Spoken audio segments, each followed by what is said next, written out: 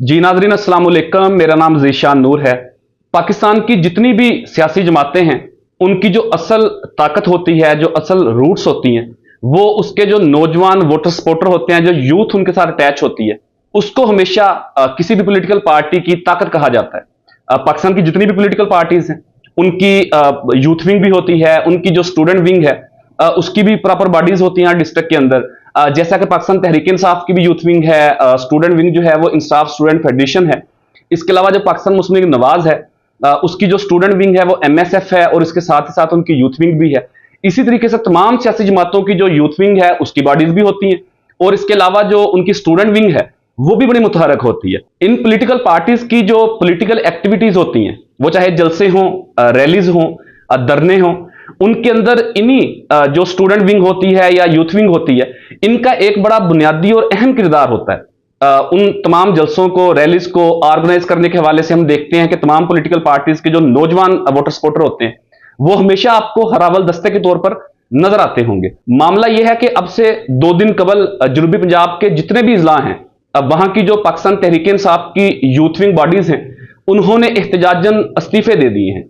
ये किसी एक डिस्ट्रिक्ट के अंदर नहीं हुआ, किसी 2 डिस्ट्रिक्ट के अंदर नहीं हुआ, बल्कि जनूबी पंजाब के जितने भी इजला हैं, तमाम इजला के जो सदूर थे और जो जनरल सेक्रेटरी थे, इसके अलावा जो बॉडीज थी उनकी मुकम्मल आगे, उन तमाम लोगों ने अपने अपने ओहदों से, अपने अपनी जिम्मेदारियों से इस्तीफे दे दिए हैं। लेकिन इसके अंदर कोई वजह उनकी कोई जाती नोयत की नहीं है, या उन्होंने ये नहीं कहा कि जी हम पाकिस्तान तहरीक इंसाफ को छोड़कर किसी और जमात के अंदर जा रहे हैं। बल्कि उन्होंने जो अपने इस्तीफे, जो उन्होंने इस्तीफा दिया है, उसके अंदर जो उन्होंने कंटेंट लिखा है, अपने मुस्तफी होने की वजह लिखी है, वो बड़ी दिलचस्प भी है और बड़ी इंपॉर्टेंट भी है।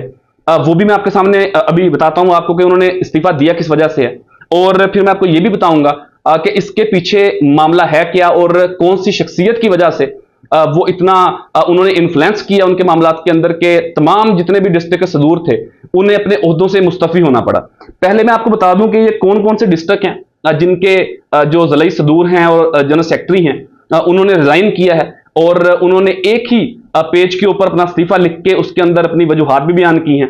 पहले मैं मुख्तसरन 1 मिनट के अंदर आपके सामने वो तमाम चीजें रखता हूं। सबसे पहले जी रीजनल जनरल सेक्रेटरी हैं यूथ विंग पंजाब के वकार खान, उन्होंने इस्तीफा दिया है। इसके अलावा राव तारक हनीफ हैं, डिस्ट्रिक्ट प्रेसिडेंट थे यूथ विंग के लोधरा के, उन्होंने इस्तीफा दिया है। नुमान जवेद हैं, ज़िलाई सदर यूथ विंग लिया, उन्होंने भी इस्तीफा दिया है। सरदार शुएब डोगर हैं, ज़िलाई सदर हैं यूथ विंग बिहाड़ी के, उन्होंने भी इस्तीफा दिया है।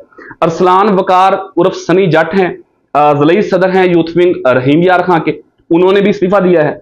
हमजा खान मेतला हैं, ज़िलाई सदर हैं जिला खानेवाल के, उन्होंने भी इस्तीफा दिया है।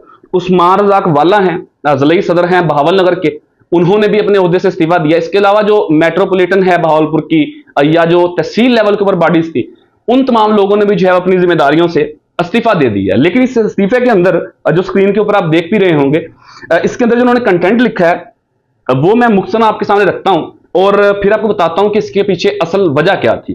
वो लिखते हैं कि जी सदर साउथ पंजाब पाकिस्तान तहरीक इंसाफ ओन बास बप्पी की मुसलसल इंसाफ यूथ विंग में मुदाखलत और यूथ विंग को अपनी गिरफ्त में रखने की कोशिश के खिलाफ हम तमाम जनूबी पंजाब के ज़िलाई सदूर जो हैं एहतजाजन मुस्ताफी होते हैं।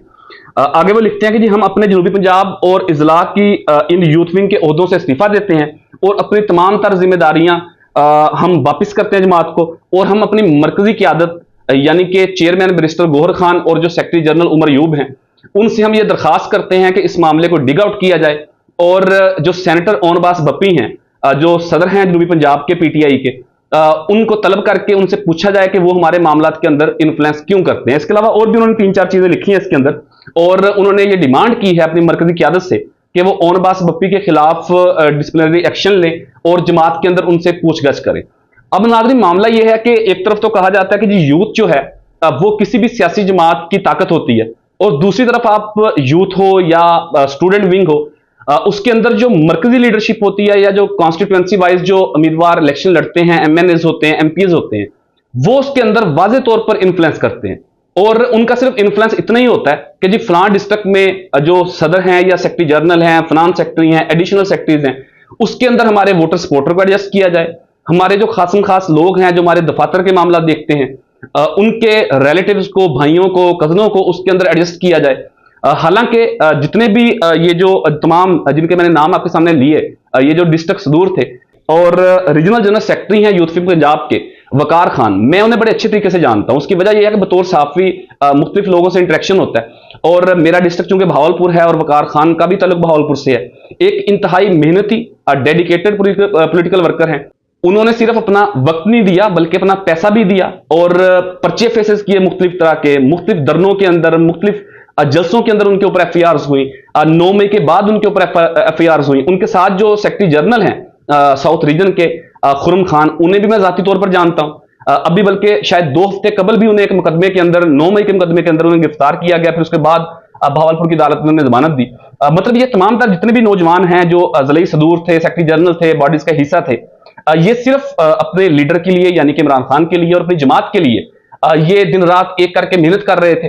लेकिन इनके मामलात के अंदर सेनेटर ओनबास बप्पी साहब जो हैं, उनके बकौल वो मुदाखलत करते हैं और बेजा मुदाखलत की वजह से उन्होंने एहतजाजन इस्तीफा दे दिया। अब मामला नाज़रीन ये है कि यहाँ पर एक और बात बड़ी इंपॉर्टेंट है, वो ये है कि जो ओनबास बप्पी साहब हैं वो 9 मई के बाद एक स्टेटमेंट देने के बाद साइड पर हो गए थे। फिर जब हालात कुछ नॉर्मल होना शुरू हुए, हालात कुछ साजगार होना शुरू हुए, दोबारा उन्होंने PTI के अंदर जगह बना ली और इस वक्त वो अपर हाउस यानी कि सेनेट का हिस्सा भी हैं और वो सेनेटर हैं। लेकिन अगर आप उनकी तकारीर निकाल कर देखें तो मेरा नहीं ख्याल कि कभी उन्होंने अपने कोलीग सेनेटर एजाज चौधरी, जो पाकिस्तान तहरीक इंसाफ के सेनेटर हैं और कोट लखपत जेल के अंदर कैद हैं, उनके लिए कभी उन्होंने इस तरीके से आवाज उठाई हो, या उन्होंने चेयरमैन सेनेट के पास कोई चीज सबमिट करवाई हो उनके प्रोडक्शन ऑर्डर के हवाले से, या उन्होंने चेयरमैन सेनेट के डाइस के सामने कभी एहतजाज करते हुए आपको नजर आए हो।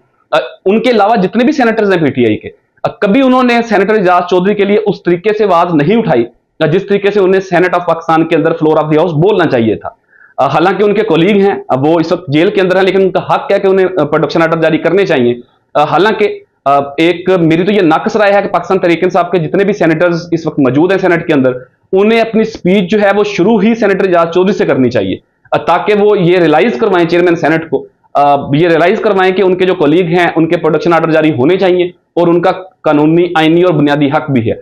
लेकिन सेनेटर ओनबास बप्पी साहब अपने उन मामलात को पसे पर्दा डालकर यूथ विंग के मामलात के अंदर मुदाखलत करने की वजह उनकी सामने आई है और इस हवाले से जो तमाम ये सदूर थे मुख्तलिफ डिस्ट्रिक्ट के, इनके साथ भी बात करने की कोशिश करेंगे और इस हवाले से कोशिश करेंगे कि ओनबास बप्पी साहब जो हैं उनका भी अगर मौक़िफ़ सामने आ जाए तो वो भी इसी प्लेटफॉर्म के थ्रू आप तक रखने की कोशिश करेंगे। अब तक के लिए इतना ही। अपने मेज़बान ज़ीशान नूर को इजाज़त दीजिए। अल्लाह हाफिज़।